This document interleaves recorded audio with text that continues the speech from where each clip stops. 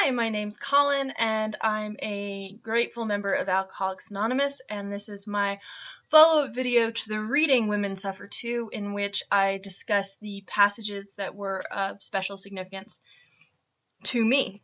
So, without further ado, I'm going to start with on page 203 with the idea that what I want isn't good for me.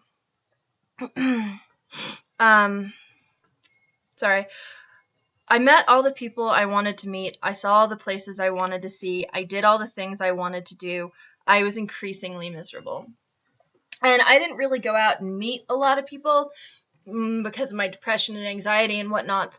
But what I wanted to do and what I still wanted to do in my heart of hearts isn't good for me.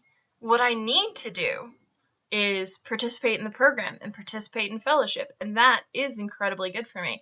And I don't know if I've shared this here before, but what I want to do in my heart of hearts is to curl up in bed in my comfiest gym jams, watch sci-fi, drink beer, eat pizza, and not interact with anybody except maybe the dude who delivers the saw. And that isn't good for me because I've done it for a few days in a row, and I always end up more miserable. So what I want, what she thought she wanted, what I think I want, it isn't good for us. We need something different, and that is AA. On to the next tiny little thing is on page 205, and it's when she's first learning that AA exists. And it's the third paragraph of 205, in which she says, "But then I hit a snag. I couldn't stomach religion, and I didn't like the mention of God or any of the other capital letters. If that was the way out, it wasn't for me. I was an intellectual, and I needed an intellectual answer, not an emotional one." And where she and I sort of disagree is that I knew I needed an emotional answer, because all of my intelligence it didn't leave me happy. It didn't do anything for me, really. So I knew I needed an emotional answer, but I still have issues with God. I was raised by an atheist and an agnostic, so I have no background in religion whatsoever. Plus, I'm a huge history fan as well. I'm a history buff, and so I know my knowledge of religion comes mostly from crusades and religious wars and the splitting up of the Catholic Church and just all the massive, horrible things done in the name of religion. And then, of course, as a homosexual, there are so many religions that tell me I am fucked. And then as an agnostic atheist, again, there are so many religions, and it's like religion has each religion thinks it knows the correct way, and everybody else's is fucked. And to me, I sort of think of religion more along the lines of, okay, so if you're Catholic, you go to the Catholic heaven, and if you're Buddhist, you get reincarnated into whatever you deserve to be reincarnated in, and everybody goes to the place they're meant to go. And so, I don't try and judge other people who are religious, but I'm not. And she doesn't mention it here, but one of the really great things about this program is they make it approachable. So I know all the acronyms for God, good orderly direction, and group of drunks. And even then, I'm still not comfortable praying to God. But then you get into this other brilliant one, which is a power greater than yourself. Not even a higher power, certainly not God, but a power greater than yourself. And there are so many powers greater than myself. I mean, the power of gravity, electricity, just to name a couple. Those are things that no matter how much willpower I have, I'm not more powerful than gravity. I'm just not. So when it came to finding a power greater than myself that I could just sort of give myself to, I chose the universe, the entirety of everything. And it's amazing.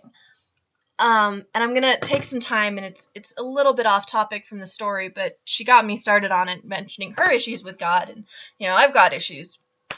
So I'm going to go on a little tangent here and discuss my power greater than myself. So the universe. When I first started looking for a power greater than myself, the first two that popped in my head were electricity and gravity. But I was really uncomfortable giving myself to those powers, and it took me a second to realize why, and it's because they killed my dad. My dad got electrocuted and fell out of a tree when I was 16. And so I knew, I absolutely knew, I had proof that they were powers greater than myself and powers greater than my father. But I wasn't comfortable giving myself to them. So I started doing some looking into like physics and the like, and the universe is amazing. And there are pictures you can find online. And one of them that was really inspiring to me is they pointed the Hubble telescope at like a 1 centimeter patch of dark night sky. To the naked eye, it's just a patch of dark night sky. And they pointed the Hubble telescope at this patch for, I think it was like 2 weeks. And then that tiny little centimeter of dark night sky, what the Hubble telescope captured was over 24 galaxies, like the Milky Way galaxy or our nearest neighbor, the Andromeda galaxy. In this 1 centimeter of dark night sky, there were at least 25 galaxies, one of which is so big it defies our current understanding of physics. And that to me is so incredibly amazing. And as somebody with anxiety, it takes the pressure off. It doesn't matter. It, on scales that vast, it so doesn't matter. And that takes the pressure off. And it's just, it's such a relief. But of course, if it doesn't matter, what's the incentive to get out of bed? And that's where I get to the other side of the equation, which is atoms. Every single atom was created in the combustion process of stars. As they burn, their interiors get dense, and they form atoms, and then when they sort of burn out and collapse into themselves, they scatter. And all those atoms are spread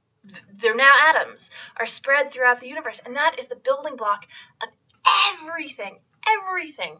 Me, my computer, anybody who might be watching it, this book, the piece of paper I took my notes on, the pencil I used to take my notes, it's all made up of stars. I'm a star. You're a star. We are all stars. And that is so amazing to me. So it becomes sort of like a Calvinist idea.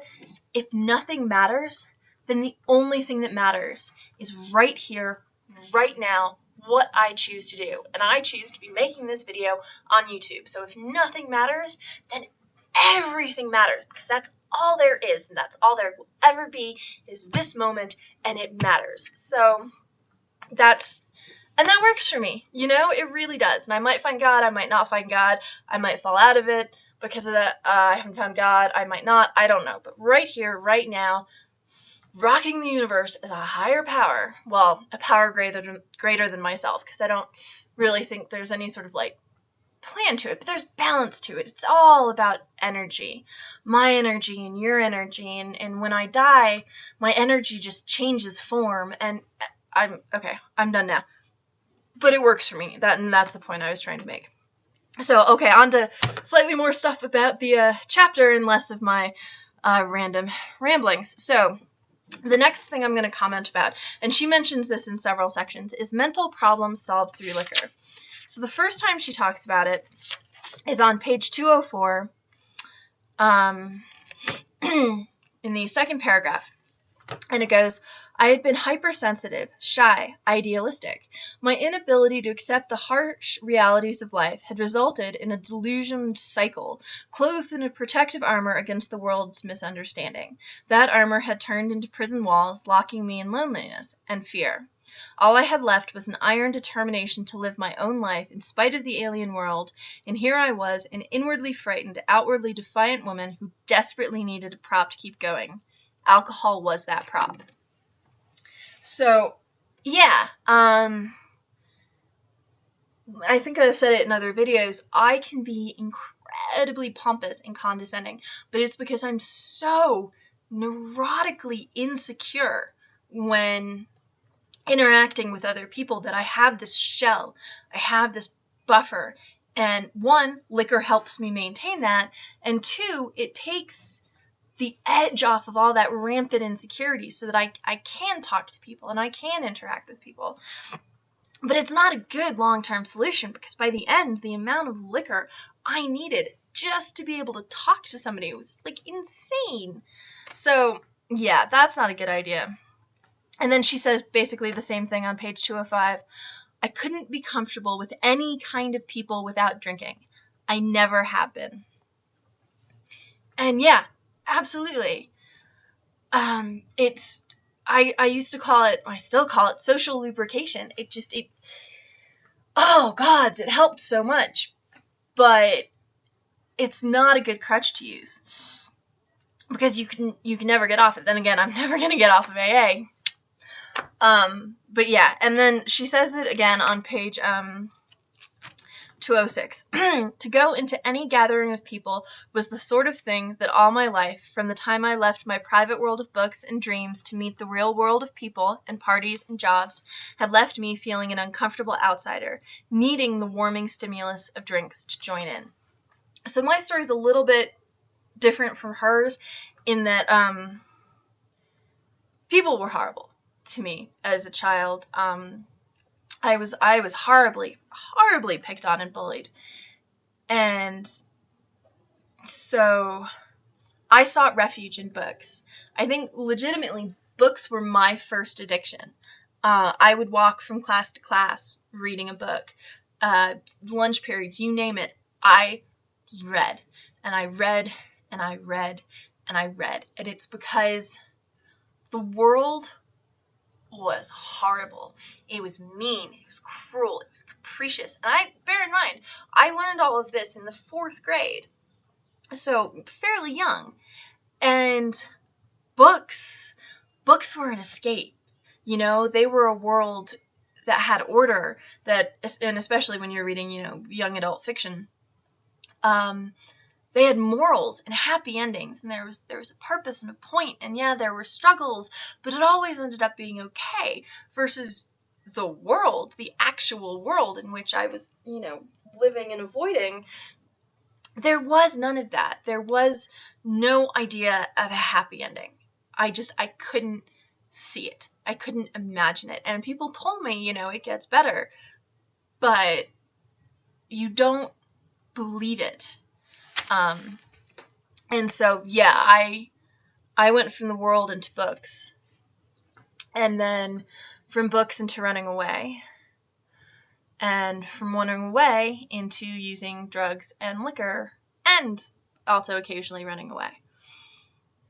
So yeah, she and we are so simpatico on that. It's crazy. Okay, next I want to talk a little bit about fellowship in bars. All the wrong kinds of fellowship. It's not really fellowship, it's a nice parallel to fellowship in AA is fellowship in bars, and how good AA fellowship is and how bad bar fellowship is. Anywho, fellowship in bars. So she discusses this a little bit on page 203 in the top paragraph. Sitting in a Second Avenue bar, accepting drinks from anyone who offered, after my small stake was gone, or sitting at home with the inevitable glass in hand, I would remember, and remembering I would drink faster, seeking speedy oblivion. It was hard to reconcile this ghastly present with the simple facts of my past. And yeah, I sat in bars, and I drank, and I'd buy drinks for people, and people would buy drinks for me, and I wasn't above letting a guy buy me a drink. I figured it made him feel better, even if he didn't stand a chance with me. He got to do what he considered the appropriate male thing to do in a bar, and I got a free drink. So yeah, brilliant. But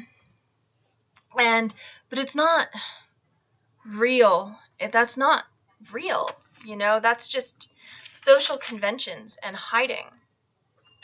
And then on page 2004, she says, I moved from group to group, then from place to place, and went on drinking. Before that, she also says, when my friends suggested I was drinking too much, they were no longer my friends. I didn't really do that that one, I surrounded myself with people who drank as much, if not more, than I did. So I didn't have a problem. I couldn't have a problem because, well, that person had a problem, not me. And also, like, I had this attitude, right, and it wasn't just, you stop being my friend, but you don't like the amount I drink. Well, okay. It's not going to change how much I drink. I never hid my liquor bottles anywhere. I never lied about how much I was drinking. If you thought it was too much, well, okay, that's your opinion. It in no way affected my life at all. I would just laugh it off or shrug it off and go on with my drinking. And so I didn't drop friends. What I did do, though, which I've since learned is called the geographic solution. I moved from place to place and went on drinking.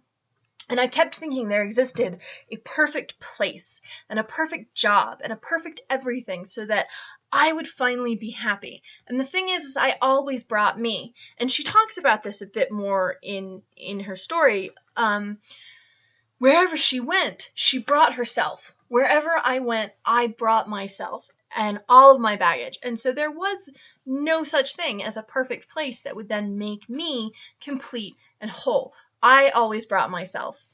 And I wasn't socially equipped, mentally equipped, any of it, to deal with life on life's terms. So it didn't matter where I was. I needed to drink.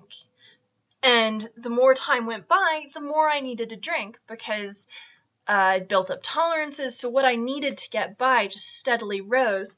And of course, then I would move, thinking maybe this new place will make me happy. And it never did.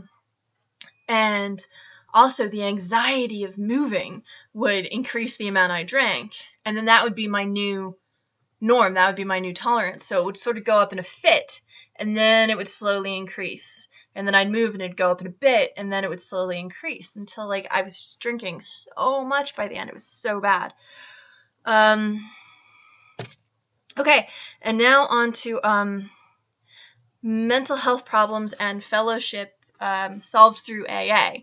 So now we're getting into the solution, where instead of seeking release through clouding the mind and moving from place to place, and now we're getting into how AA works. So I've got some stuff on 206 and 207 highlighted. 206. Oh, okay.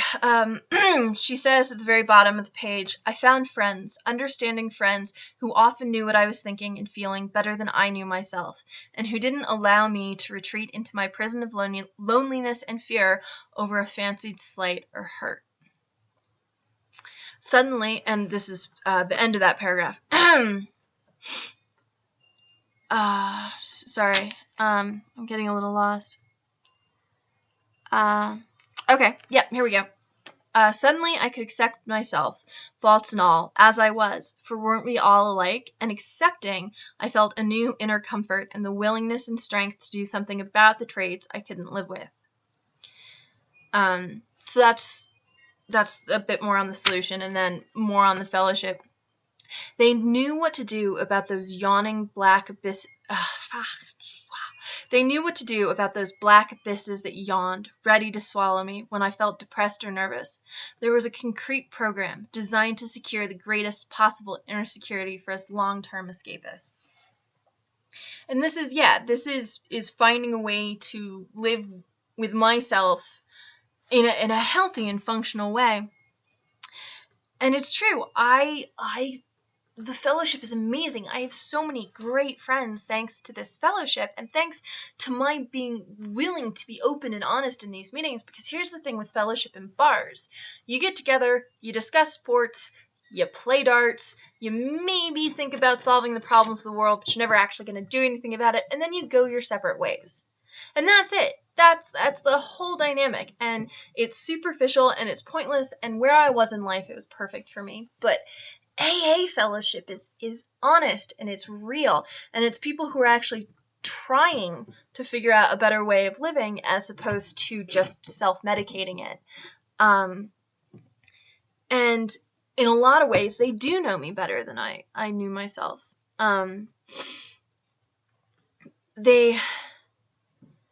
It's just incredible. And one of the things that I really like is she said, and who didn't allow me to retreat into my prison of loneliness and fear over a fancied slight or hurt. And the word fancied in there is so important because it's true. I was so wrapped up in my own head and my own anxiety and insecurity and fear that any little thing could be interpreted by me as an insult, whether it was intended as one or not.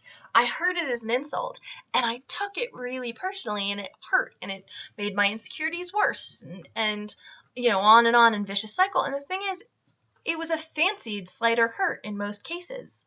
So being in this fellowship and learning things about myself and other people, and how it's not all about me, and it's so true. And then I'll share a little bit about my very first meeting of AA. I was on my medication. My liquor tolerance had been fucked, and I knew I needed to redefine my relationship with drinking. And after 3 months of counting drinks and working really hard, and I wasn't having fun. And I had this epiphany in a bar. Why didn't I just try not drinking for a year? See how I feel after that. And I mentioned it to my therapist, and he suggested that I check AA out. And he looked up, and he found a nominally LGBTQ AA meeting. And I'm sitting there like, okay, sure, I'll go. I'll check it out. I mean, I know group therapy helps, and this is probably what it's like, but I'm going to have nothing in common with these people. One, they're going to be low, bottom of the barrel alcoholics, which I'm not. And two, it says LGBTQ, but I've been in this community long enough to know that when they say that, they mean a whole bunch of gay men, maybe 1 or 2 token lesbians top, and pretty much nothing of the rest of the community. So I go in expecting to be surrounded by extremely, gay men, which is a horrible thing to think generally, and expecting me to have nothing in common with them, both because of how gay they would be and how sort of butch I am, and how bad their drinking would be compared to my not bad drinking problem. And I walked into this meeting, and I've got all my defenses up, and they embraced me. They embraced me completely. They made me feel so unbelievably welcome from the very beginning. And their stories were my stories, and it was like finally finding home. I hadn't really had a safe home place. Probably since the death of my dad. And it was just, I felt so safe there, and I knew that these people could help me and would help me and wanted to help me, and it was incredible, which gets to the next sentence. Suddenly I could accept myself, faults and all, as I was, for weren't we all like that? And that's the thing. We, all of us, in any of the programs, deal with obsessions of the mind. We, all of us, sought external solutions to internal problems. And wherever you are in the program, you can help. The person with 1 day can help the person with 40 years, and it's amazing, and it's incredible. And because I know there's this huge community out there who have dealt with the things I have dealt with, and who have found a way for peacefulness and happiness of mind and just contentment, I know it can work for me. If the sum of the people I've met, if they can do it, I can do it. And if I can do it, you can do it. And so just accepting, okay, this is who I am. This isn't going to change no matter how much I drink. So let's find a different path. Let's find a different way of dealing with who you are. And yeah, And accepting, I felt a new inner comfortness and a willingness and strength to do something about the traits I couldn't live with. And I'm still working on that one. I mean, I'm much better in terms of social anxiety, depression. Then again, I'm medicated, but I've also done a lot of work on it. So it's a combination of the two. And the whole not drinking thing, you know, obviously I'm tops on that because I'm still sober. Not that I want to rest on my laurels or anything, but that I think is going to stay the case for at least a little while.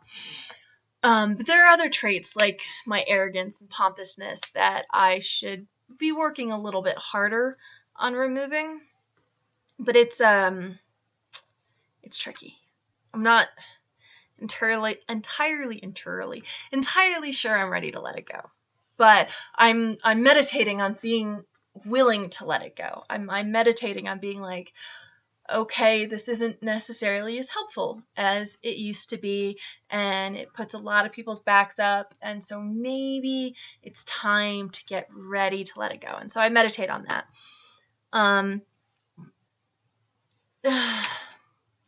So, and then the final thing I'm going to share on is paying it forward in the community, right? And it's in the last paragraph. I have something to contribute to humanity since I am peculiarly... fuck me. I had such a hard time with this word last time, too. I have something to contribute to humanity since I am peculiarly qualified as a fellow sufferer to give aid and comfort to those who have stumbled and fallen over this business of meeting life. And that is one of the most amazing things about AA. It isn't just about me and my getting better, but it's about you. And you're getting better. And if you truly, truly want it, I will be there for you. Or if I can't, if, you know, I'm going through a psychotic episode, somebody will be there for you.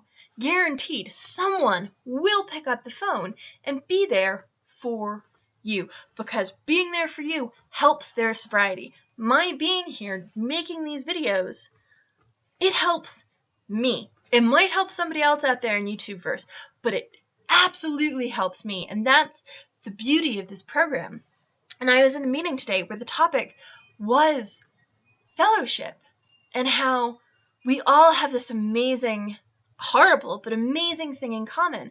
And because of that, we can be open and honest about it, and we can get help, and we can help each other. And it's incredible to me how amazing this program is. And yeah, people helped me in the beginning. People helped me in the beginning so very much, and I get to pay that forward. I get to be that person who helps somebody else. And I still get help. I absolutely still get help. So while I'm getting help, I'm helping somebody else, and that person is helping somebody else. And on and on and on and on it goes. And it's just, it's amazing.